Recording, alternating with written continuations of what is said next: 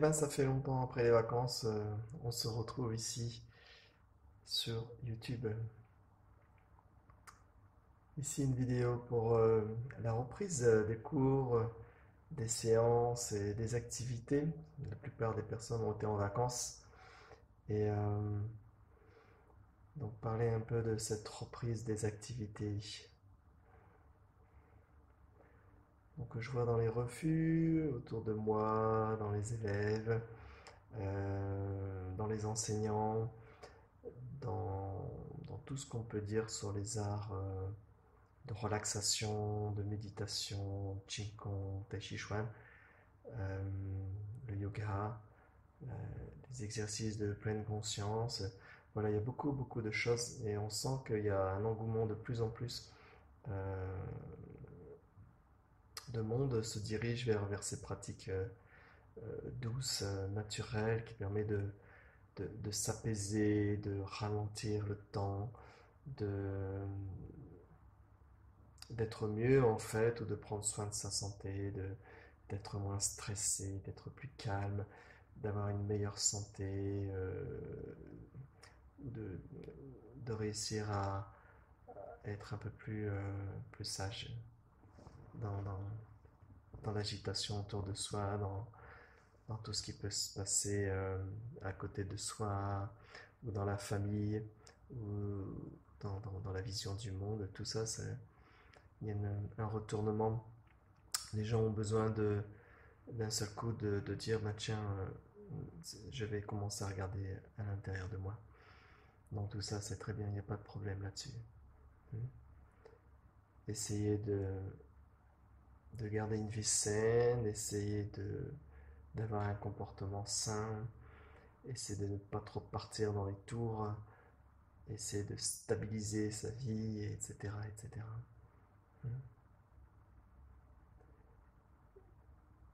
Et il y a encore mais derrière tout ça, et ce qui peut se passer, c'est qu'il y a encore un attachement très fort à vouloir un résultat. Et ce qui peut se passer, c'est que on travaille sur soi et sur sa personne, sur son identité. On cherche des résultats, on voudrait que, on ne voudrait plus que. Et tout ça, c'est ok en fait, c'est ok. Mais ce qu'il faut voir, peut-être, je dirais, si vous pratiquez par exemple du Qigong, du yoga ou de la méditation, ne le faites pas pour vous. Il faut essayer d'enlever tout ce qui est personnel. Ne pratiquez pas pour vous, pratiquez pour le monde, pratiquez pour les autres.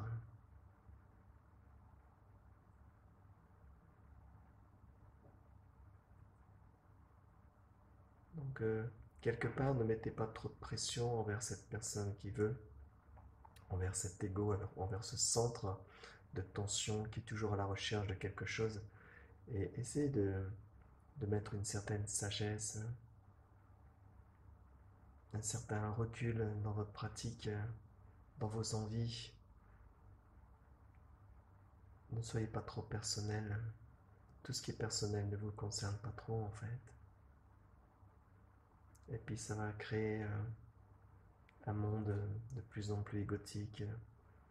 Chacun son bien-être, chacun veut réussir sa voie, chacun veut trouver sa bonne santé, sa bonne humeur.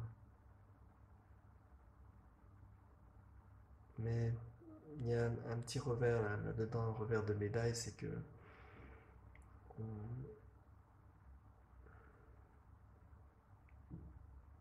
il y a comme on s'oublie à l'intérieur de ça. Et en fait, pour trouver une certaine tranquillité et une certaine paix intérieure, il faut lâcher justement tout ce fardeau de vouloir, d'absolument de peur, de tension, de désir pour soi. Parce que tout ça, ça concerne l'identité, le soi personnel. Donc il y a beaucoup d'amour vers le soi personnel, vers l'identité, vers ce rêve. Mais voyez là, ayez un peu de, mettez un peu de, de sagesse, mettez un peu d'amour envers toutes ces vagues, toute cette agitation, toutes ces pratiques. Donc ne pratiquez pas dans un but spécifique, ne soyez pas personnel, et vous verrez que la pratique va se déployer d'elle-même. Vous allez voir que la personne va s'effacer d'elle-même, que la sagesse va arriver d'elle-même, que l'altruisme va arriver de lui-même, que l'amour va se déployer de lui-même. Donc pratiquez surtout pour les autres, hein. Parce que si vous êtes plus sage, moins stressé, en meilleure santé, c'est tout l'environnement qui change. Votre conjoint, vos amis, vos enfants, votre patron, et tout ce monde commence à changer, à être vu.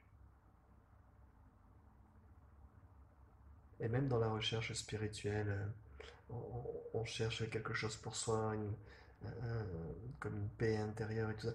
Tout ça, c'est très bien, c'est ok, mais faites attention au piège, que ce ne soit pas encore l'ego et quelque chose de personnel que vous désirez. Parce que là aussi, le désir doit se libérer par rapport à cette ouverture. Et vous verrez que ce sera beaucoup plus léger, qu'il y aura quelque chose qui se déploie et qui ne se commande pas. C'est-à-dire que ce n'est pas un désir et ce n'est pas un faire, une décision de faire. Tout ça, vous laissez, vous laissez. Par exemple, si on médite, on fait juste que méditer. La méditation se vit d'elle-même à travers la méditation. Mais souvent, là, c'est comme, ah, maintenant je vais méditer, et je ceci, et je cela, et je. Et ça devient très personnel.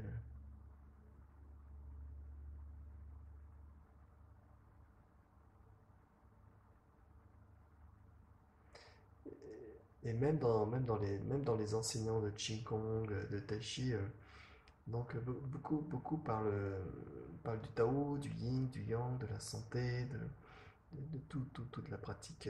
Il y a des personnes qui ont 100 1000 fois plus de connaissances que moi. Moi, j'ai pas grand-chose en connaissances en fait. Je suis pas trop dans l'intellect, dans le mental. C'est ma chance. Parce que sinon, même dans cette pratique-là, beaucoup par exemple d'enseignants qui ont un très très haut niveau, qui connaissent énormément de choses, qui sont diplômés même en médecine chinoise et tout, ils ont des grandes grandes connaissances. Euh, mais on a l'impression que dans ces connaissances, par exemple, on va parler du Tao, on va parler de la vacuité, on va parler de l'union du Yin, du Yang, la voie du Tao, tout ça. Et mais par exemple, si des enseignants tombent sur une de mes vidéos ou si je parle avec eux, c'est comme d'un seul coup, oh là là, non, non, ça c'est fou, fou, fou, fou. Et c'est comme il y a une séparation entre la théorie, mais c'est comme on protège son jeu. Donc on fait attention aux exercices, à la santé, à tout ça. Mais dès que ça part un peu trop loin dans l'expérience et dans la spiritualité, il y a comme un ah non, non, non, mais pourtant c'est ce que vous dites vous-même, le Tao, la voie du vide, la vacuité, trouver l'immortalité. Alors tous ces gens pratiquent, voilà, ils connaissent tout ça. Et, et dès, dès qu'on parle de ça, mais en tant qu'expérimentation directe, c'est comme il y a une sorte de refus, c'est comme il y a oh non, non, là c'est. Parce que ça, c'est plus dans les livres, ça. Le livre pointe, mais là ce que je dis, c'est plus. Le pointage est vers lui-même, c'est direct. Ça perce le samsara, les illusions. Et donc on continue de façon personnelle euh, dans les croyances, dans le savoir, dans les connaissances. Et le mental va trouver beaucoup d'échappatoires, hein. Il va vous lancer dans d'autres pratiques, il y a encore d'autres pratiques, d'autres connaissances, plus de connaissances, où ça va partir grâce aux fédérations, merci, hein, dans les systèmes de grades, dans les systèmes d'élèves, de maîtres, de grands maîtres.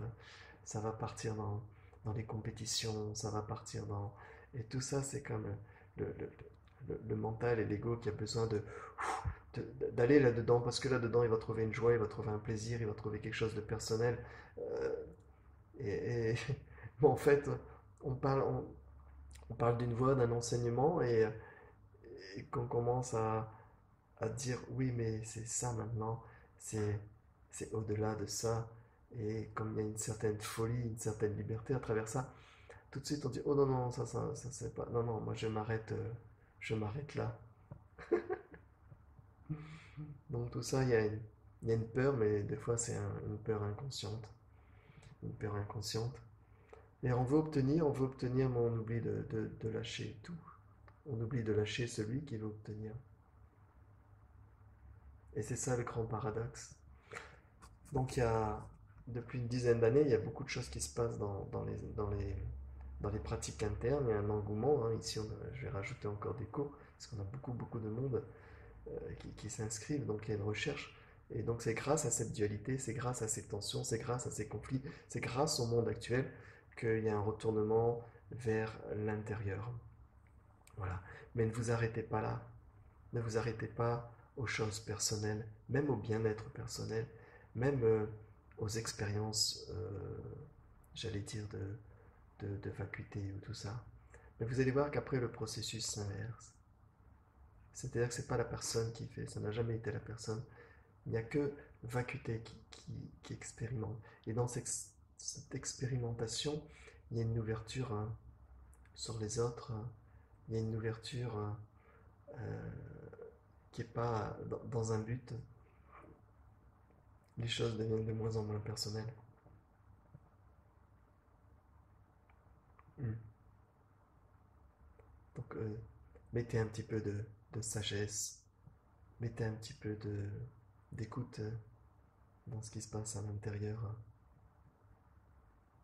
Faites pour les autres, ne faites pas pour vous.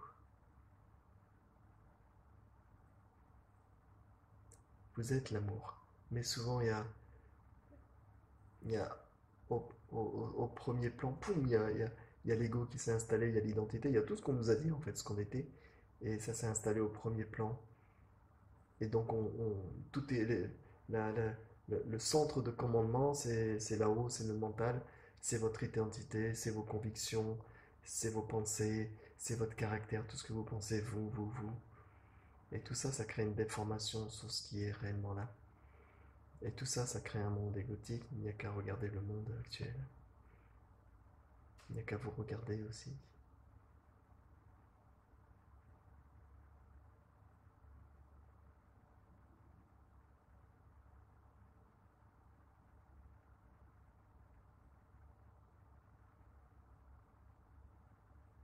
À bientôt.